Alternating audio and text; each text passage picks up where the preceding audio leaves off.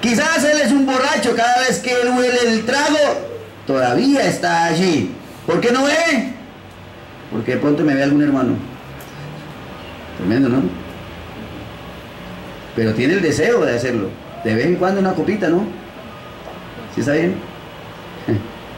¿Pero qué hace la santificación? Limpia. Quita todo eso. Eso. Pero luego cuando él es santificado, eso limpia ese deseo, sacándolo de él. Amén. Entonces, ¿qué hace la santificación? Saca del corazón, saca de la mente toda perversidad, toda suciedad. Quita el deseo de ello. Él todavía puede ser tentado.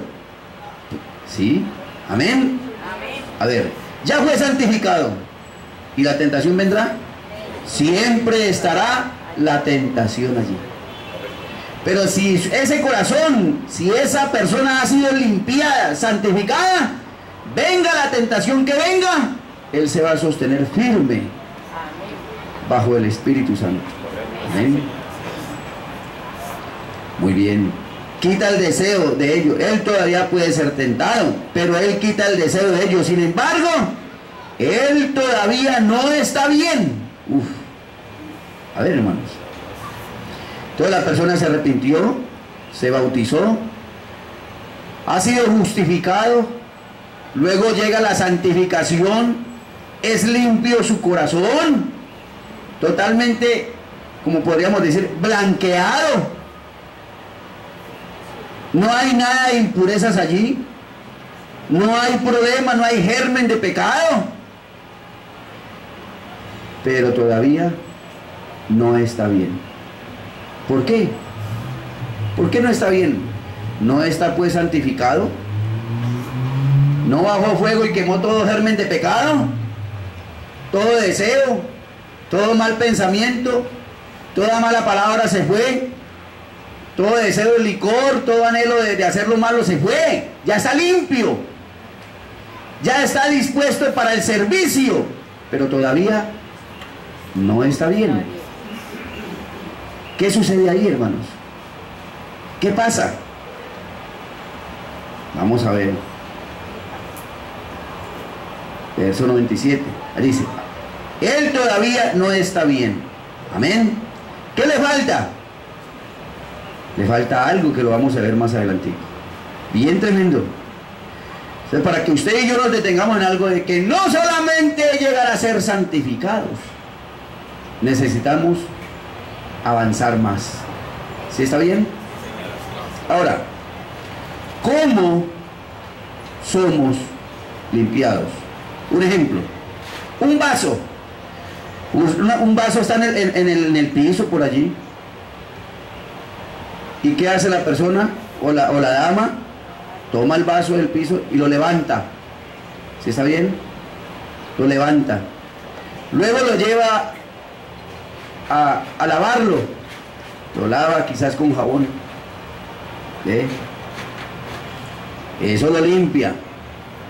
Ya pasó por el bautismo, ¿verdad? Lo limpió. Pero ese vaso está limpio. ¿Realmente está limpio? No. Si usted mira el vaso con un microscopio, está lleno de gérmenes. ¿Qué necesita ese vaso? Esterilizarlo. ¿Cómo se esteriliza un vaso? En agua hirviendo. Amén. Por eso es que para la santificación es una obra del Espíritu Santo en el corazón de cada persona.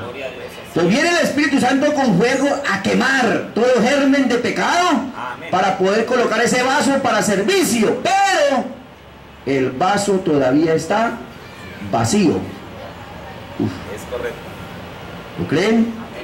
Ahora, ¿cómo hacemos nosotros para limpiar el vaso? Miremos, Primera de Juan, capítulo 1, verso 7. Libro de Primera de Juan, capítulo 1, del verso 7.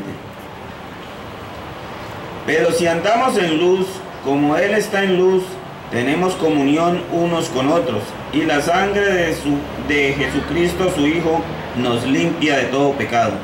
Amén. Si andamos en luz, ¿qué tenemos tenemos que hacer para ubicar la santificación de nuestros corazones, de nuestras almas? La palabra nos está diciendo, debemos de andar ¿qué? En luz. ¿Cuál luz? Ayúdenme. ¿Cuál luz? La palabra. Lámpara es a mis pies tu palabra y luz, o sea, lumbrera a mi camino. Amén.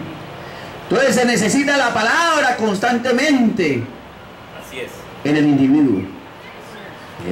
Si usted suelta la palabra, entonces tenga en cuenta que va a volver a sus hábitos mundanos, sucios, vulgares, carnales. Pero si usted se sostiene con la palabra dentro de su corazón, esa palabra se encarga de purificar, limpiar el alma, la mente. Lámparas a mis pies, ¿qué? Tu palabra y lumbrera a mi camino. ¿Lo creen? Ahora, ¿qué más hace la palabra? San Juan 17, verso 17. Mire usted esto tan tremendo. San Juan capítulo 17, el verso 17.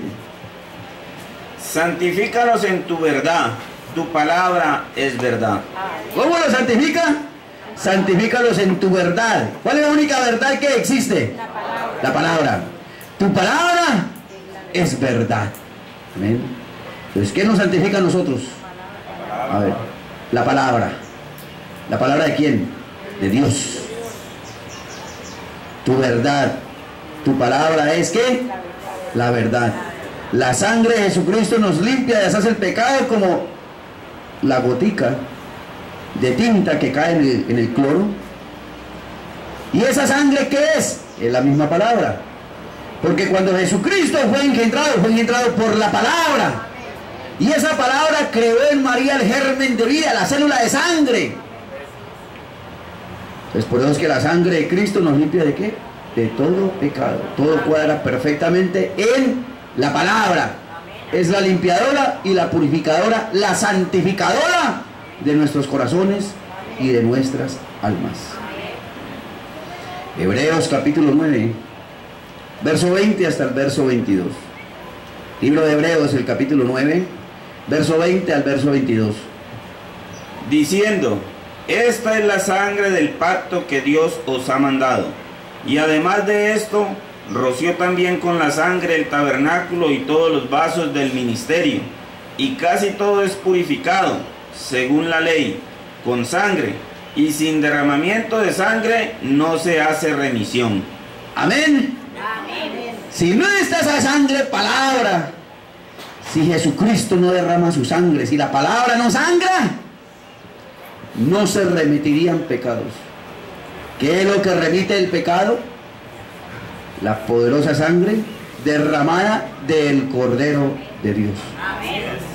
Por su sangre, usted y yo somos limpios, santificados, purificados.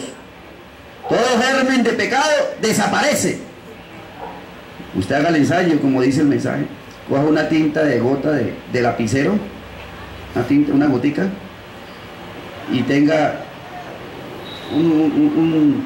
una vasija, un recipiente con cloro, y usted deposite la gota ahí, y usted observe qué pasa con la gota, cómo la gota se desintegra y desaparece. Así es cuando la sangre de Jesucristo toca al vil pecador, el pecado desaparece. ¿A dónde regresa el pecado? A su dueño original. Amén. ¿Sí está bien? ¿Aman a su palabra? Eso. Entonces esa palabra limpió el tabernáculo en la antigüedad y también limpió los vasos para el ministerio. O sea, el ministerio debe estar ¿qué? Limpio. Amén. Los vasos del ministerio. ¿Lo creen? Amén. Primera de Tesalonicenses, capítulo 4, verso 3 al verso 8. ¿Cuántos quieren hacer la voluntad del Señor? Amén. Alguien dice, Señor, yo quiero, háblame, muéstrame tu voluntad, yo quiero hacer tu voluntad. ¿Alguien quiere hacer la voluntad del Señor? Vamos a ver cómo se hace la voluntad del Señor. Hay dos formas escriturales. Una es que creáis en el que Él ha enviado. Amén. Y esta, veámoslo. A ver la escritura. Primera de Tesalonicenses capítulo 4, verso 3 hasta el verso 8. Pues la voluntad de Dios es vuestra santificación, que os apartéis de la fornicación, que cada uno de vosotros sepa tener su propia esposa en santidad y honor, no en pasión de concupiscencia, como los gentiles que no conocen a Dios, que ninguno agravie ni engañe en nada a su hermano, porque el Señor es vengador de todo esto. Como ya os hemos dicho y testificado, pues no nos ha llamado Dios a inmundicia, sino a santificación.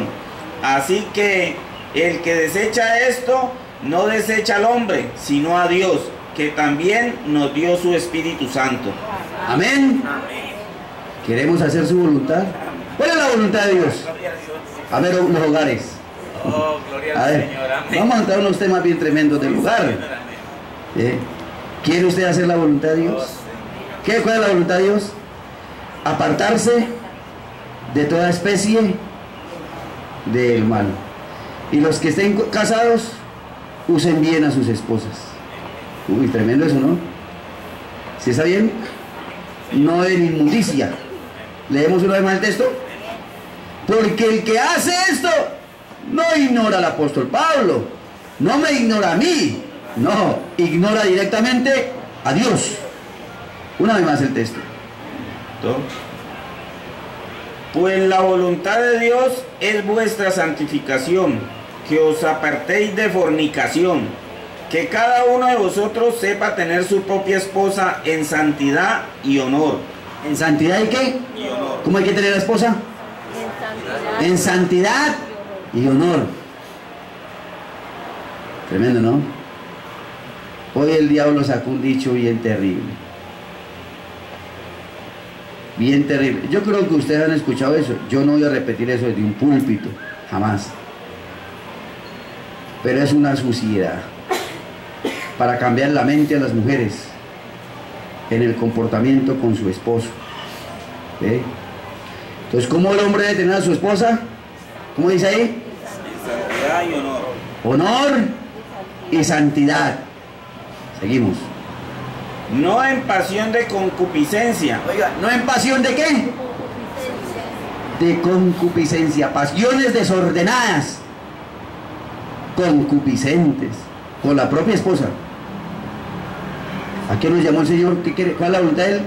Que entremos en qué? En santificación. En santidad. Seguimos. No como los gentiles que no conocen a Dios, que ninguno agravie ni engañe a su hermano, porque el Señor es vengador de todo esto, como ya os hemos dicho y testificado, pues no nos ha llamado Dios a inmundicia, sino a santificación. Agraviar a un hermano, ¿qué es?